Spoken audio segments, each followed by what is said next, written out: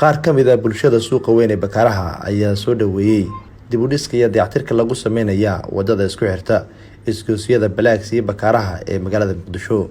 Wadadaasi oo loo yaqaan Ceertoogte isla markaana kala qaybisa degmooyinka Howlwadaag iyo Hodan. Wadadani ayaa muddo dhowr sano aan la isticmaalin sababo la xiriira dayac-xumo iyo burbur ka muuqday wadadani. Hase ahaatee haatan wadadaasi waxaa ka socda howlo dib loogu dayactiraya si loo fududeeyo isku socodka gaadiidka iyo bulshada ee suuqa weyn ee Bakaaraha. Bulshada ku nool suuqaasi ayaa kula mahadcelina la qaatay maamulka degmada Howlwadaag iyadoo uu goobjoog ka ahaa wasiir ku-xigeenka wasaaradda awqaafta iyo arrimaha diinta ee xukuumadda Soomaaliya Mudane Cismaan Aadan Duubo.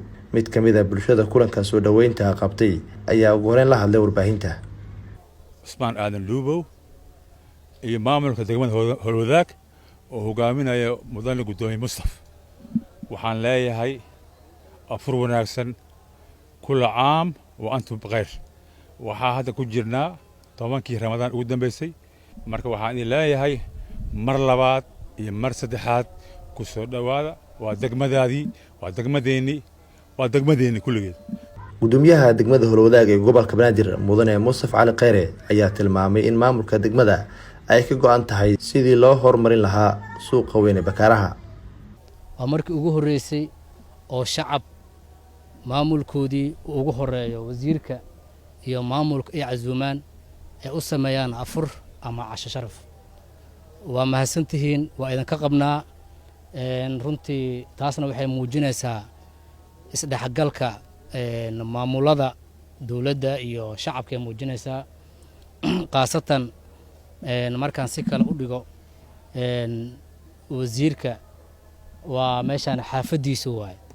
waa meeshii asigoo yar uu banooniga ku dheeli jiray, waa meeshii asigoo yar maxaa la yidhahdaa wax uu ku soo bartay, uu ku barbaaray. runtii maanta marka waxay u tahay taariikh kale u tahay oo gooniya.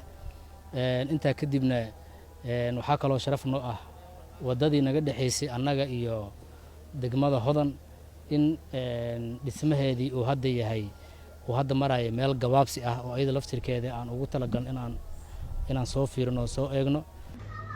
wasiir ku-xigeenka wasaaradda awqaafta iyo arrimaha diinta ee xukuumadda Soomaaliya Mudane Cismaan Aadan Duubo ayaa uga mahadceliyay bulshada suuqa Bakaaraha sida ay diyaar ugu yihiin ka qayb qaadashada dib u dhiska suuqa weyn ee Bakaaraha iyo sidoo kale garab istaaga maamulka degmada. waxaan rajaynaynaa wadada hadda wanaageedii iyo socodkeedii bilowga wanaagsan ah iyadoo wax ka bedelan yihiin oo sidaan rajaynayna maamulkii heer gobol iyo mas'uuliyiinta kaleba ay kulleey goobta ay noqon doonaan insha Allah.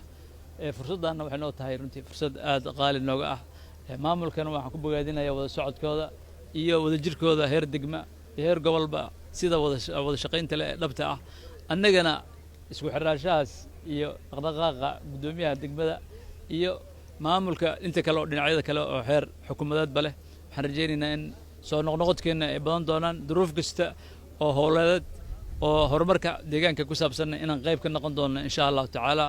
aad iyo aad waa nasiib gaar ah waxaad u yeelateen dhalinyaro kala duwan oo xagga maamulka iyo amniga leh. waa xaafadda ayada deegaankan si fiican u wada taqaana. rajadan wanaaggan diilahana isku keenkeeda wax weyn ku leh. Nuur Saciid Taaliil, warbaahinta qaranka Soomaaliyeed, magaalada Muqdisho.